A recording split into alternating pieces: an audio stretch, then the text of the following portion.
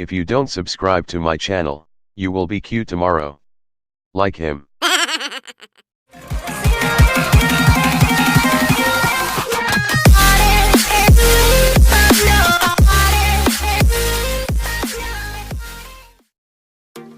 Finally, Samsung has officially announced two new mid-range smartphones after they launch flagship phones.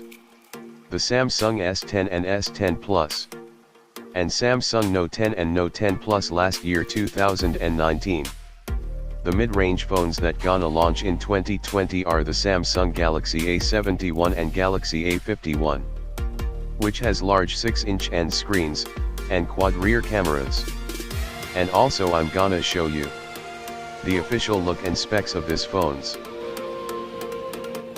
First is the Samsung Galaxy A71. This phone is using a Snapdragon 730G, and has a Super AMOLED display which is good, and a full rear camera that has 64 megapixel main camera, 12 megapixel ultra-wide camera, 5 megapixel depth sensor, 5 megapixel macro camera, and a 32 megapixel front camera. Hopefully it has a micro SD card because this can reduce the internal storage.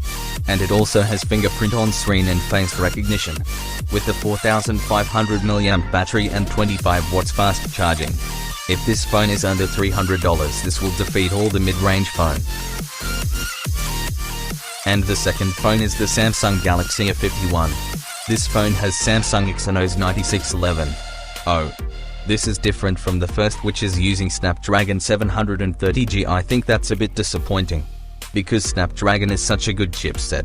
This phone has also 4 rear cameras, the 48 megapixel main camera, 12 megapixel ultra-wide camera, 5 megapixel depth sensor, 5 megapixel macro camera, and a 32 megapixel front camera.